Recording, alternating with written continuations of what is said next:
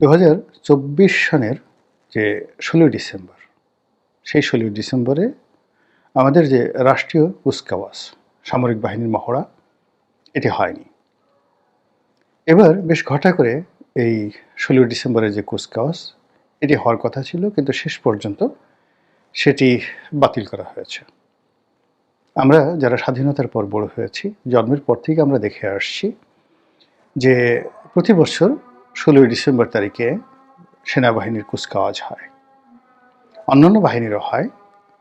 অভ্যন্তরীণ এবং জাতীয় প্যারেড গ্রাউন্ডে যেদিন থেকে এটি শুরু হয়েছে, আর যেদিন থেকে টেলিভিশনে এই কুচকাওয়াজ প্রদর্শন শুরু হয়েছে, আমরা সেই শৈশব থেকে টেলিভিশনে সেই দৃশ্য ঘন্টার পর ঘন্টা বসে দেখতে অভ্যস্ত।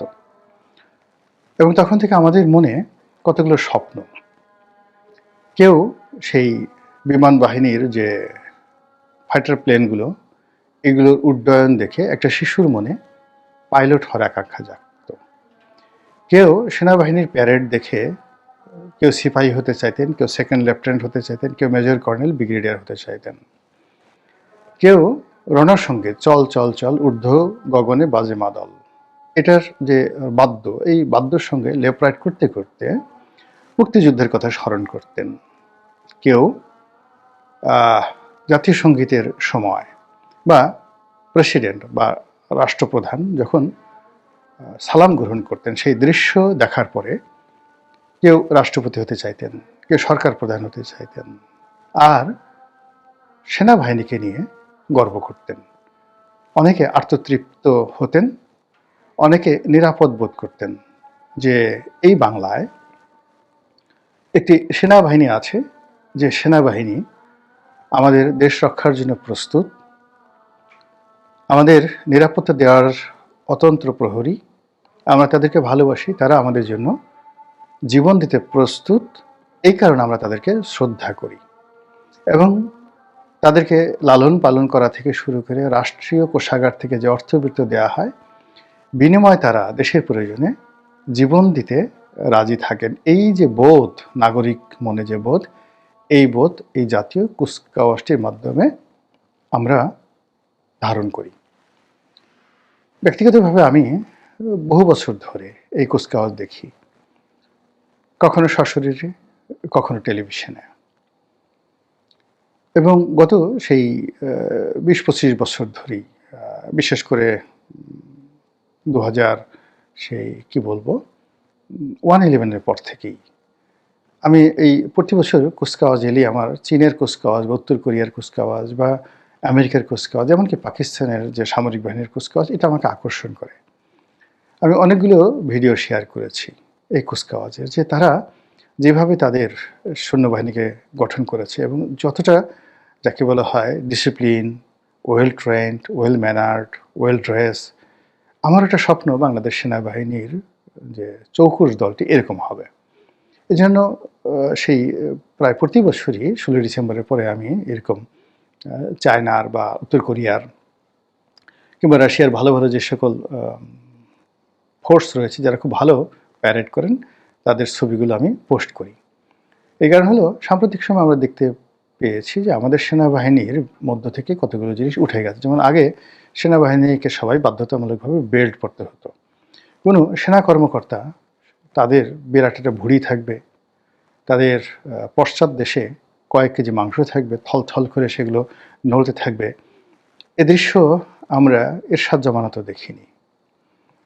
তখন পর্যন্ত মানে সেনাবাহিনীর মধ্যে একটা প্রফেশনাল যাকে বলা হয় একটা ফিলিংস ছিল, অ্যাটিটিউড ছিল, আর্ট ছিল। ধীরে ধীরে সেই আমাদের রাজনৈতিক শক্তিগুলো সেনাবাহিনীকে নিশ্চল করার জন্যে, তাদের আনুগত্য লাভের জন্যে, তাদেরকে লোভী বানানোর জন্য নানা রকম সুযোগ সুবিধা দিয়ে মূলত সেনাবাহিনীর যে দক্ষতা এবং তাদের যে ইফেক্টিভনেস, যেটা পুরো 70-এর দশকের 80-এর দশকে ছিল, এই 20 বছর ছিল, 91 থেকে এটা ধীরে ধীরে ধীরে ধীরে পলিটিসাইজ হওয়া শুরু করে। আর এই পলিটিক্সের সাথে সাথে তাদের ড্রেস কোড, তাদের পোশাক, তাদের বেল্ট, তাদের শরীরের মেদ জমা, এই জিনিসগুলো জমতে থাকে। এটা আমি সবসময়ই আমার কাছে মনে হয়েছে যে না, মিলিটারিকে আসলে মিলিটারির মতোই রাখা উচিত। তো এনিওয়ে, তারপরেও দেখা গেল যে আমার চাহিদার সঙ্গে কুচকাওয়াজটা সুন্দর হচ্ছিল না, কিন্তু তারপর আমি দেখতাম। কিন্তু এই গত ২ বছরে কি হলো? গত ২ বছরে এইটা একেবারে হলো না। এর ফলে কি হলো? এই ২ বছরের যে সকল আমাদের মানুষ যাদের বয়স ১৫ বছরের নিচে, তাদের কাছে সেনাবাহিনীর কোনো রূপরেখা, সেনাবাহিনীর কোনো ভিশন, কোনো মিশন, এটা স্বপ্ন আকারে প্রতিফলিত হলো না। উল্টো সেনাবাহিনী সম্পর্কে যে সকল নেতিবাচক যে বিষয়গুলো ইদানিং হচ্ছে, বা ইতিপূর্বে যে সকল নেতিবাচক বিষয়গুলো রাজনীতিবিদরা প্রচার করেছে, ওইগুলো এই সামরিক কুচকাওয়াজ না হওয়ার কারণে সেগুলো আরও সামনের দিকে চলে আসতে থাকবে। এখন এই যে গত বছর হলো না, এই বছর হলো না, কারণটা কি? এই কারণে কেন আমরা প্রশ্ন করতে পারছি না? এই কুচকাওয়াজ না হওয়ার পেছনে যারা দায়ী, আমরা কেন তাদেরকে জিজ্ঞাসা করতে পারছি না যে কেন? যে বাহিনীটি দেশের নিরাপত্তা বিধান করবে, সেই বাহিনীটি প্যারেড গ্রাউন্ডে এসে এমন কি ঘটছে বাংলাদেশে যে কারণে তারা লেফট রাইট করতে পারবে না? যে বাহিনী সারা বাংলাদেশের টেকনাফ থেকে তেঁতুলিয়া পর্যন্ত আইন শৃঙ্খলা রক্ষা করছে উইথ ম্যাজিস্ট্রেসি পাওয়ার, তারা তাদের নিজস্ব বলয়ের মধ্যে তারা কুচকাওয়াজ করতে পারবে না কেন? হোয়াই? কি হয়েছে? এই বিষয়গুলো নিয়ে আসলে আমরা অনেকে আলোচনা করছি, খোলামেলা আলোচনা করছি না, অথচ আমরা কিন্তু মারাত্মক ক্ষতির সম্মুখীন হচ্ছি। দেশ, জাতি, সেনাবাহিনী, সরকার, রাষ্ট্র, জনগণ সবাই। এটা কোনো সাধারণ বিষয় নয়। একটি দেশের সেনাবাহিনী এতটা গুরুত্বপূর্ণ যে সেনাবাহিনী না থাকলে আসলে দেশ থাকে না, কখনো দেশ থাকে না। সেনাবাহিনী আমাদের লাগবেই, তারপরে পুলিশ বাহিনী আমাদের লাগবে। পুলিশ এবং সেনাবাহিনী ছাড়া একটা দেশ কোনো অবস্থাতে চলে না।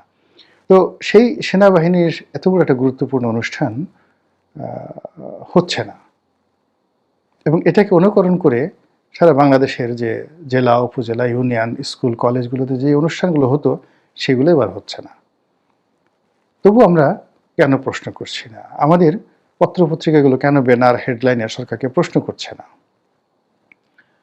কেন রাষ্ট্রের পক্ষ থেকে যে সকল ভয়েস রয়েছে, ভোকাল রয়েছে, তারা প্রশ্ন করছে না? অন্তর্নিহিত কারণটা কি?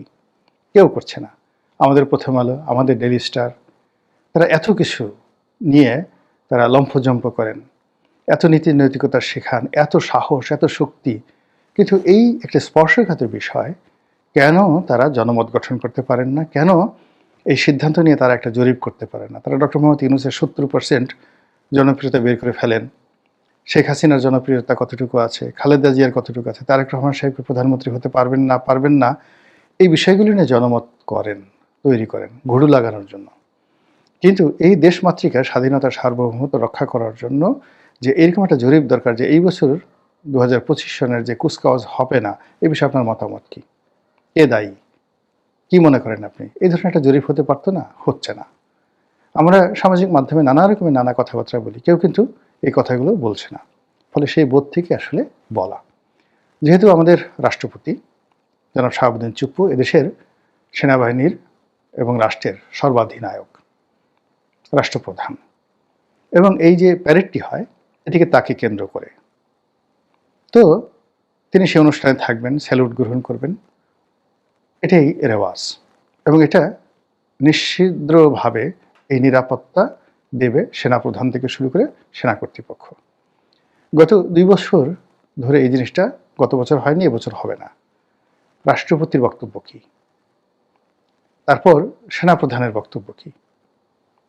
আগামী দিনগুলোতে এগুলো নিয়ে যখন প্রশ্ন উঠবে, এই দুজন লোক কী বলবেন?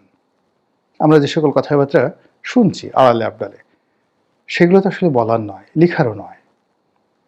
কিন্তু যখন এগুলো নিয়ে প্রশ্ন আসবে, তখন তো এই দুজন গুরুত্বপূর্ণ ব্যক্তি, রাষ্ট্রপতি এবং সেনাপ্রধান, তাদেরকে জবাবদিহি করতেই হবে।